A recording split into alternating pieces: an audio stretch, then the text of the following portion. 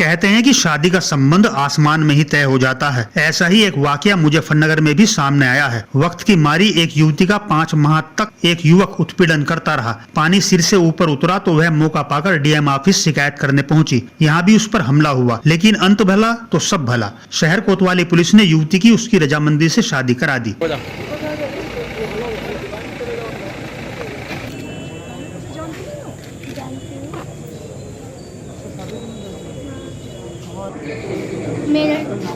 मेरठ में किस जगह की?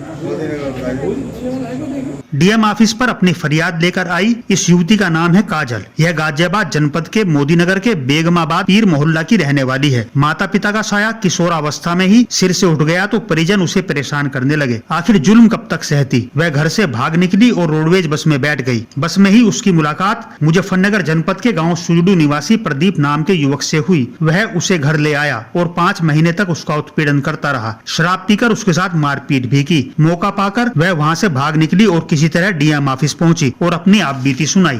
मोदीनगर पे कस्बा पीर मोहल्ला। कहाँ आ गए थे आप? कहाँ पहुँचे यहाँ? मुजफ्फरनगर। किसने रखा था आपको? एक रखा था पर मैं भी नहीं जानती, मुझे उठा के ले आए भी। फिर उनने अपने लोंडे के रखा, वो मुझे मारा का छेता का मारा का। आज आपने शादी क्या की? नाम था उसका? प्रदीप। आज आपने कोतवाली में शादी करी मंदिर। हाँ। अब इनके साथ किस तरह रहेंगे आप? अच्छे रहेंगे। प्रदीप ने उसे यहाँ भी नहीं बख्शा। कुछ लोगों के साथ वह डीएम ऑफिस आ धमका और उसके साथ मारपीट की। मारपीट कर वह फरार हो गया। सूचना पर कोतवाली पुलिस मौके पर पहुंची और पीड़िता को पूछताछ के लिए अपने साथ ले गई। इस प्रकरण की खबर गांव में आम हुई तो वहां पंचायत हुई। पंचायत में गांव के ही एक युवक सुशील ने काजल से शादी की इच्छा जाहिर की, जिसे पंचायत ने अपनी रजामंदी दे दी। बगड़ वालों ने सबने मिलकर बेचारे को ऐसा खाना खुआ दिया, रात को रख ले। अब ये नूचारे हैं हम बेच जैसे थाला गारे भर का नोट। अब ये चाह नहीं रही। इससे बुझो लड़की से यही बात ना हो सर तो। कितने रुपए में बेच रहे थे कुछ पता? कितने का बताई थी? 30,000 में बताई थी। किसे बेच रहे थे? भी हकाई बुढ़ा का गांव का ही है? नहीं जी, एक बुढ़ा सा हका जिसका बेच रहे थे। ना तो कोई भाई साहब है बिजनेस से। मारपीट की गई और जब जांच ये किया गया तो पता लगा कि उस लड़की को पंजाब के अंदर में बेचा जा रहा था 30,000 रुपये में किसी बुजुर्ग व्यक्ति के साथ। और उसका जो पूर्व पति, जिसको तथाकथित पतित बताया जा रहा है, वो मोदीनगर से इसको रोडवेज में से लेकर के आया था और ये कह रहा था कि ये जो बुजुर्ग व्यक्ति है इसके पास में ज़मीन जायदाद है, तुम इसके साथ में चली जाओ। और जब जानकारी हम लोगों ने सामाजिक स्तर पर पता लगा कि इसने 30,000 रुपये उसके तथाकथित पति ने ले रखे हैं।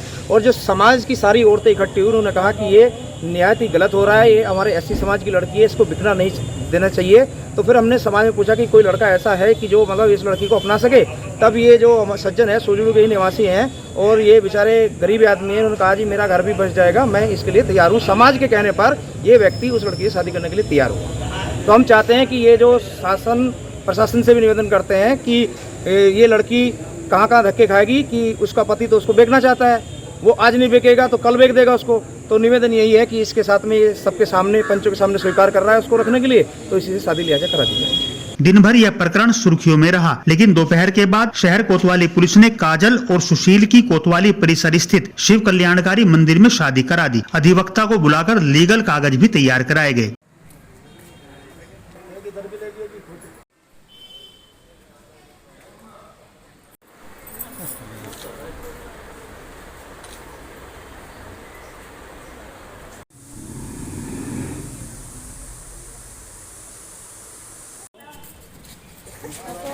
उदास ना हो।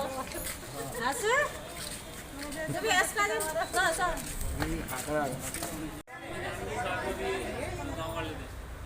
पटाएंगे।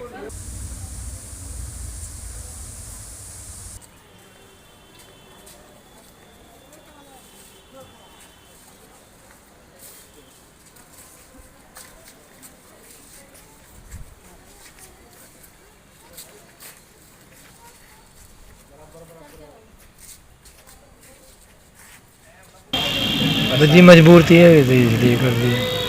किस तरह की मजबूरी थी? क्या जो कोई आदमी लाया था ये छोड़ के चला गया, ये परेशान थी तो परेशानी में हमने कदम उठा लिया। आपने कोतवाली में शादी करी? हाँ जी, कोतवाली में शादी करी। जब परेशान कर रहे थे इसे तो क्या वे भी परेशान कर रहे थे? हाँ, अब भी परेशान कर कौन रहे लोग थे। हैं वे जो परेशान कर रहे थे? वे तो मैं भी नहीं जानते जी।